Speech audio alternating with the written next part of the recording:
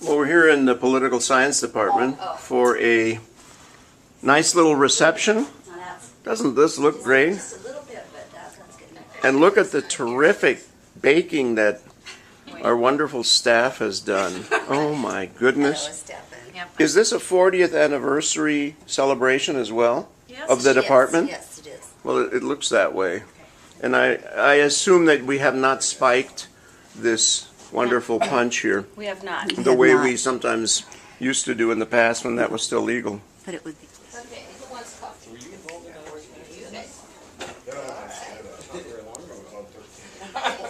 Well, it's since about the time I graduated from college, so. Yeah. Some of it is the carryover from the. Glad that you could all join us. This is another great occasion for us to recognize our graduates and also to give out some public service awards that we've had the privilege to do now for several years because of really one of the generosity of one of our benefactors, Dwight Inc. here.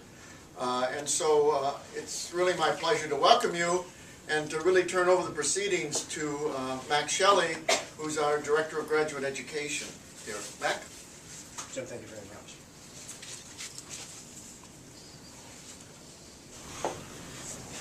I have a couple of awards to announce and present, and a general announcement about other awards that have been given out recently.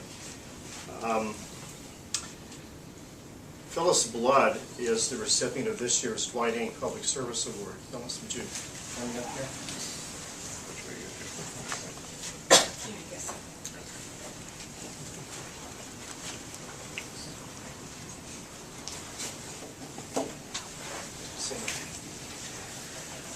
Phyllis currently serves as Executive Officer for the Criminal and Juvenile Justice Planning Division of the Iowa Department of Human Rights. She's been in this role for, I think, about 8 years. About right, yeah. About right, close enough, okay. Close enough. For government work. Yeah, close enough for government work. So as a leader in state government, she consistently has demonstrated a high standard of excellence, which has established a model for many in state government to emulate. This is particularly true with regard to planning, performance measurement, and program evaluation. In about 3 decades overall in public service, she's developed a reputation for rigorous analytical thinking, combined with a very practical understanding of the application of statistical information to managing programs. Her subject matter expertise is widely sought by state government leaders on key issues impacting both individual departments and the enterprise of state government. Thanks in very large part to her leadership, Iowa now has a comprehensive information system that provides state agencies and stakeholders access to performance and budget information. She has written or co-authored a number of evaluations of major criminal and juvenile justice programs and frequently briefs the Criminal and Juvenile Justice Advisory Council on issues of concern. Phyllis has stood for professional excellence in program administration, planning and performance measurement throughout her public career.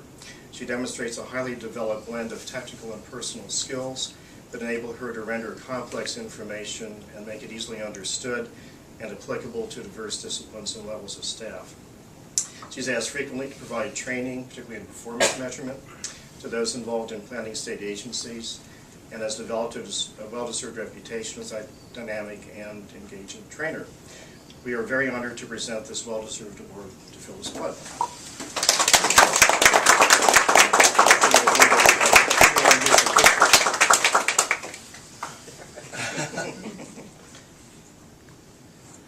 I'm waiting for the flash. I want to announce also the initiation into Pi Alpha Alpha, Honorary Society for Public Administration, of 2 of our distinguished students.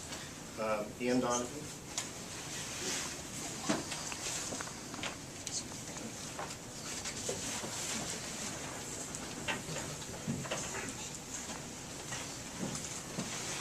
Congratulations. You got a shot at this? Yep. So this certifies that Ian has been initiated into Pi Alpha Alpha, the National Honor Society for Public Affairs and Administration.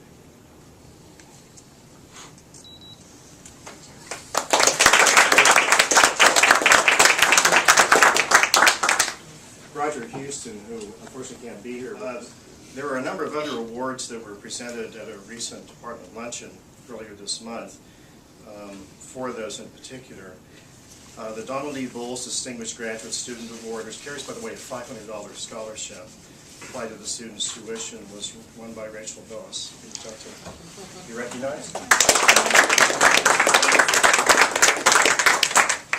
The Young Lee Excellence in Public Management Scholarship, which is also a $500 scholarship, was awarded to Roger Houston, who cannot be with us today.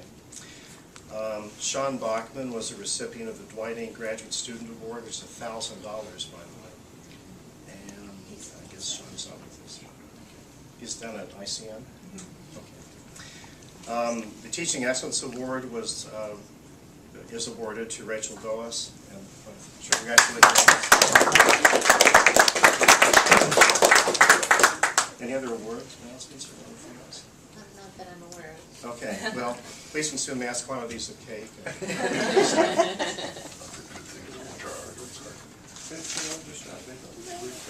Jim and Gage.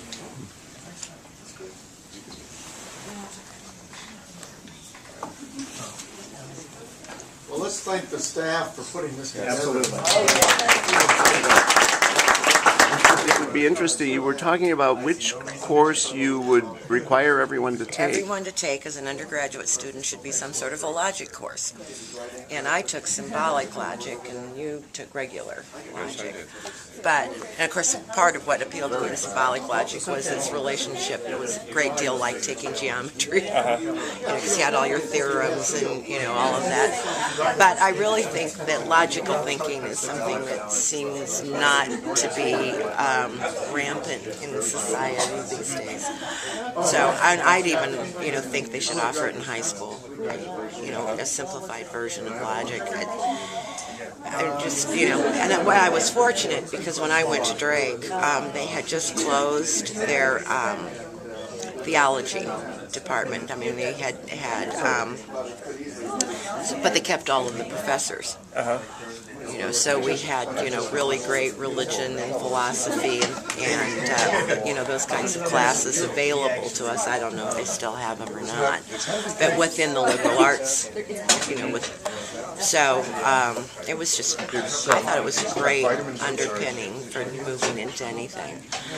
And did you ever take a logic class? Theory, so I subject undergraduates to Plato and Aristotle and various other people who will help them learn a little bit more about logical thinking and things like that. And then on the public administration side, the application of that is I teach the ethics and public affairs class. So, since a lot of my work is in moral and political philosophy, I try to bridge that with applying that to more applied type issues that people in public service face. Super. So, I'm glad to see that. Yeah, It's good to hear. it's good. I mean, that's A little more interest in that area these days. Yeah. Well, you get different responses. I mean, some students will say, ethics and public affairs, is that a short mini course? Because there can't be that much to talk about. And I try to convince them that the fact that they're so disgusted with political ethics indicates that they actually take it very seriously, right? If you weren't angry about something, you wouldn't be angry about it if you didn't think it should exist. Exactly. or it didn't matter. Right.